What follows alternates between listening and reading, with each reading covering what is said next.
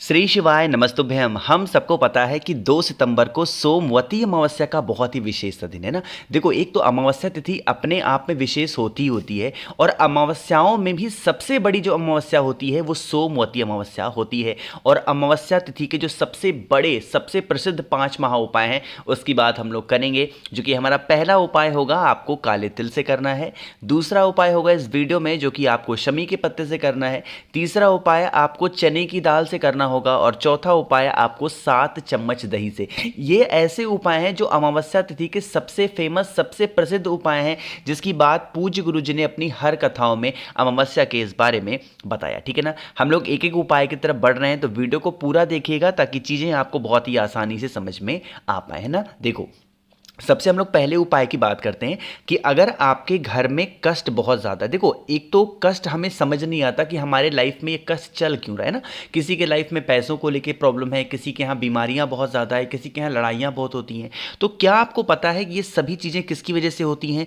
कहीं ना कहीं इन सभी के पीछे पितृदोष का कारण होता है। और पितृदोष के यही सब लक्षण होते हैं, घर में पैसे न टिकना, लड़ाइयाँ होना, बीमार इंसान होना, है ना। तो आपको इस अमावस्या तिथि पे अपने पितरों को खुश करना है ना। उसके लिए हमें लेना होगा इस तरीके से काले तिल को। बहुत ज़्यादा नहीं लेना है, हाँ, लेकिन फिर भी आपको 1 से 2 चुटकी काला तिल तो लेना ही लेना। ठीक है ना।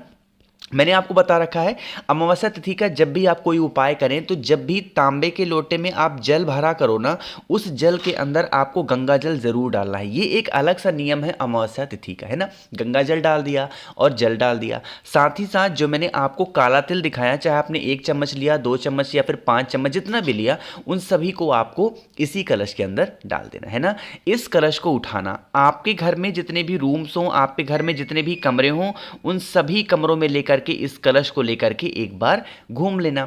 और उसके बाद में फिर आप इस कलश को उठाना, आपके घर में जहां पे पीने का पानी रखा जाता है, चाहे वो आरओ में रखा जाता है, मटके में हो, बाल्टी में हो, कहीं से भी जहां पीने का पानी रखा जाता है, उस पीने वाले पानी के स्थान पे अमावस्या के दिन शाम के टाइम पे प्रदोष काल में आपको क्या करना है, उस तांबे के लोटे को, काले तिल वाले को वहीं पे रख देना। ठीक है ना। वैसे का वैसा छोड़ देना।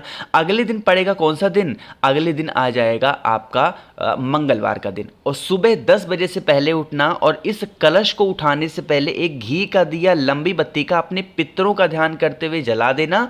और फिर आप इस कलश को उठाना, किसी भी पीपल वृक्ष के नीचे, कहाँ पे जाओगे? किसी भी पीपल वृक्ष के नीचे जा करके इस जल को पूरा का पूरा गिरा के चले आना। आपके घर में जिस वजह से पितृदोष की समस्याएं बनी हुई हैं, लक्षण इसके यही हैं, तो आप इस उपाय को जरूर करेंगे। ठीक है ना। करके देखिएगा, आपके घर में कभी पितृदोष लग ही नहीं सकता। बहुत इजी सा और बहुत आसान सा ये उपाय था, है ना। मैंने अभी आपको बताया था कि सभी अमावस्याओं में जो सबसे बड़ी अमावस्या मानी जाती है वो सोमवती अमावस्या होती है। ठीक है ना। करिएगा जरूर। तो यहाँ पे हम लोगों ने पहले उपाय की बात कर ली है। अमावस्या तिथि पे करने वाले हम लोग दूसरे उपाय की बात करते हैं। ये भी बहुत फेमस सा उपाय है जो कि आपको शमी के पत्ते पे, शमी के पत्र के साथ करना है। कैसे करना है, इसके क्या फ़ायदे हैं? जैसे मान लीजिए कि घर में कोई भी व्यक्ति आपके बीमार बहुत ज़्यादा है, उसकी बीमारी पीछा ही नहीं छोड़ रही है, आपके सारे पैसे डॉक्टर के पास जा रहे हैं, सारे पैसे इधर उधर लग जा रहे हैं, तो आप इस उपाय को करेंगे। उसके लिए हमें सिर्फ और सिर्फ 2 लौंग लेना है, इससे ज़्यादा आपको नहीं लेना। ठीक है ना। 2 लौंग लिया। लौंग के साथ में आपको फिर इस तरीके से लेना है, किसी भी एक पात्र में, तांबे के पात्र को छोड़ करके किसी भी एक पात्र में आपको गौ माता का दूध लेना है। किसका?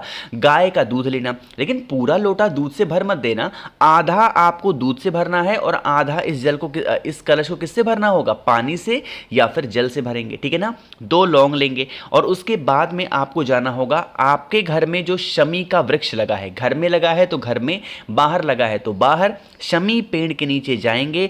सबसे पहला काम करना है, अमावस्या तिथि पे आपको शमी पेड़ के नीचे 2 लौंग का क्या करना है, जो मैंने आपको बताया, उसका भोग लगाना है। किसका? 2 लौंग का भोग लगाएंगे।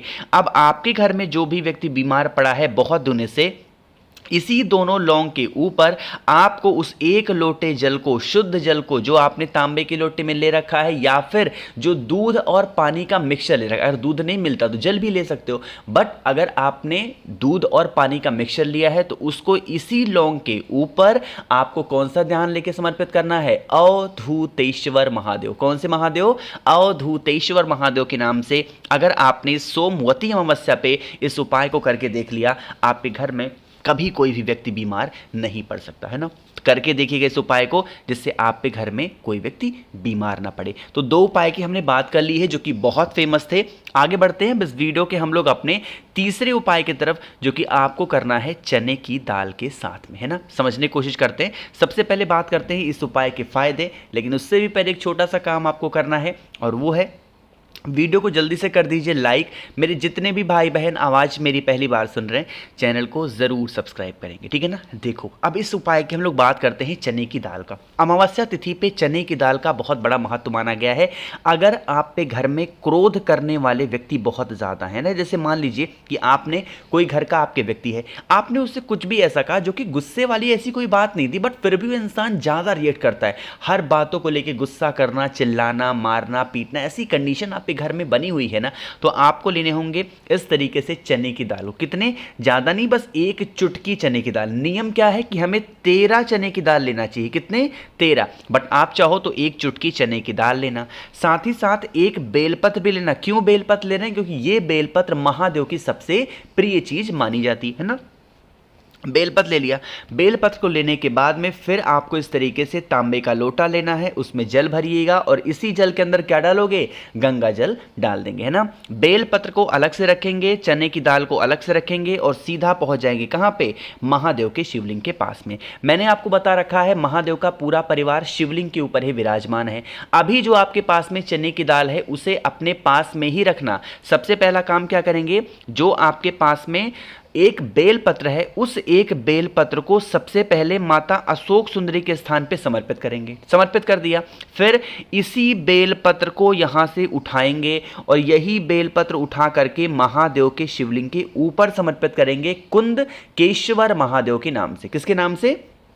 कुंद केशवर महादेव के नाम से बेलपत्र को समर्पित करेंगे। जो मैंने आपको जल दिखाया, उस जल को इसी बेलपत्र के ऊपर बिल्कुल स्लो मोशन में धीरे धीरे समर्पित कर देना।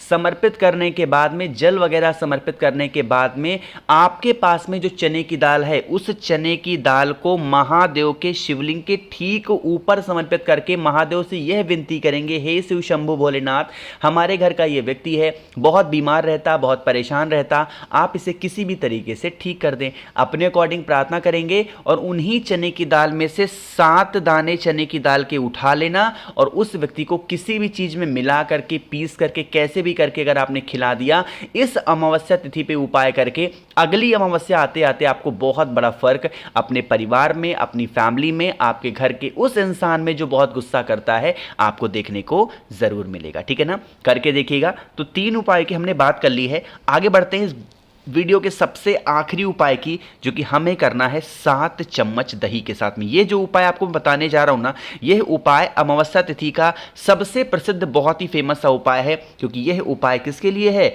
धन संपदा के लिए। अगर आपके घर में माँ लक्ष्मी का वास नहीं है, पैसों को लेके बहुत चिंतित हो, परेशान रहते हो, तो इस उपाय को करेंगे। जैसा कि मैंने लिख रखा था कि हमें क्या चाहिए होगा, हमें ज़रूरत पड़ेगी 7 चम्मच दही की, ठीक है ना। दही के साथ में आपको लेना होगा इस तरीके से 1 बेलपत्र, ठीक है ना, सॉरी, 1 आपको पीपल का पत्ता लेना। 1 पीपल का पत्ता लेंगे और दही को ज़्यादा मात्रा में लेके पहुंच जाएंगे कहाँ पे? आपको जाना है वट वृक्ष के नीचे, बरगद पेड़ के नीचे, क्योंकि सोमवती अमावस्या पे कौन से पेड़ की पूजा करते हैं? हमेशा बरगद पेड़ की। तो वहां पे जाएंगे, मन है सुबह जाओ, मन है शाम को। सबसे पहला काम करेंगे, 1 मिनट, मैं वहां पे मैं बता दे रहा हूं। जैसे ये आपने पीपल का पत्ता लेकर के आप वहां पे पहुंच गए। पीपल के पत्ते के ऊपर आपको क्या करना है? वट वृक्ष की जो मिट्टी होगी, उसी मिट्टी से ऐसे एक लिंग के फॉर्म में शिवलिंग का निर्माण करना। ऐसे छोटा सा ऐसे लिंग के फॉर्म में बना देना। बनाने के बाद में जो भी आपको चढ़ाना वगैरह हो, सब कुछ चढ़ा देना और फिर आपके पास में जो 7 चम्मच दही होगा, उसे आपको वटकेश्वर महादेव, किसके नाम से? वटकेश्वर महादेव के नाम से 7 चम्मच दही समर्पित करेंगे। और दही चढ़ा हुआ इसमें से थोड़ा सा निकाल करके छोटी सी कटोरी में रोक लेना और उसे लेके अपने घर पे जाएंगे। जहां पे रुपए, पैसे, गहने, जेवरात रखते हो, आपको उसी दही से एक स्वस्तिक का निर्माण कर देना है। इससे आपके घर में कभी पैसों की किल्लत नहीं हो सकती, हमेशा मां लक्ष्मी का वास आपके घर में बना हुआ होगा, ठीक है ना। जब आप ये सारे काम कर लें तो जो पीपल के पत्ते के ऊपर आपने शिवलिंग का निर्माण किया था, आपको उस शिवलिंग को वहीं पे वट वृक्ष के नीचे वटकेश्वर महादेव के नाम से किसी भी जल में विसर्जन करके चले आना है, ठीक है ना। करके देखिएगा, इजी सा आसान सा ये उपाय था सोमवती अमावस्या का। तो मैंने कोशिश की आप सभी को अच्छा समझाने की। वीडियो पसंद आई हो तो लाइक करिएगा, कुछ पूछना है नहीं समझ में आया नीचे कमेंट सेक्शन में पूछें। मेरे जितने भी भाई बहन आवाज़ मेरी पहली बार सुन रहे हैं, चैनल को ज़रूर सब्सक्राइब करेंगे। श्री शिवाय नमस्तुभ्यम।